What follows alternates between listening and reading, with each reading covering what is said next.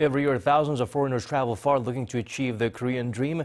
At times, they face harsh reality that crush hopes. With the upcoming presidential election, Korea has a chance to lay out exact plans to protect the rights and livelihood of migrants. Shin Ye-eun explains further. This is where migrants to South Korea start a new chapter in their lives. Many of them coming through those gates, aspiring to achieve the Korean dream. That term mirrors the American dream held by migrants to the States hoping for a better and fuller life. This man had hoped to achieve the Korean dream by launching his own business. Instead, he has been living as an undocumented immigrant for 22 years after losing his passport. I went to the embassy to apply for a new one, but the review process has been delayed to this day, mostly because I used to be a democracy activist back home. He says he could be killed if he returns to Myanmar. So he tried to seek asylum, but was asked to pay a fine of over $25,000. Of course I'd like to pay, but I can't. I earn a little over $2,000 a month. Half I send back home to Myanmar to my family. I'm asking the Korean government to allow me to pay bit by bit monthly.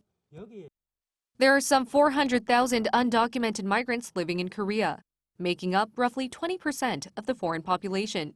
All have different reasons for why they remain unregistered. It's not just asylum seekers or undocumented migrants who have problems. Anna, who is married to a Korean and has lived here for more than 20 years, also asked for a more compassionate visa policy. As an only child, she's the only one left in her family who can take care of her mother. To increase the chances of sponsoring her mother with permanent residence, Anna has applied for naturalization. But even if Anna becomes Korean, there's currently no law that would allow her to sponsor her mother's visa. I just wish there were more systems for migrants to protect their rights. With the presidential election coming up soon, I went to talk to the camps of all 4 presidential candidates to hear their take on migrant issues.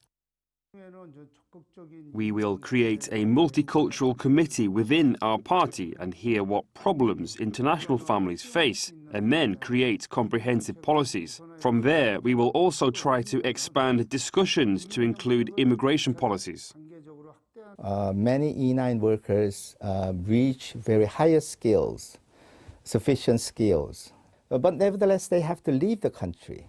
Let such workers stay longer and also facilitate their transition into other types of other statuses, like E7, right, which are given to various kinds of skilled workers. Korea needs to amend its refugee law. Refugees are basically human rights violation victims. We need to understand that their lives are at risk. We should ease the standards on who is accepted as a refugee and help them during their stay. We have the lowest birth rate in the world. In 3 years' time, we will be an aging society. That's why immigration will be Korea's new survival tactic. To do that, our camp believes that there should be a separate immigration office or ministry in charge of relative duties so that we can avoid excessive spending on similar policies launched by different ministries.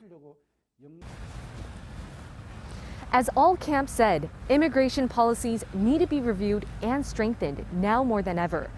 These policies will determine whether migrants can actually achieve the Korean dream. Shin Ye-eun, Arirang News.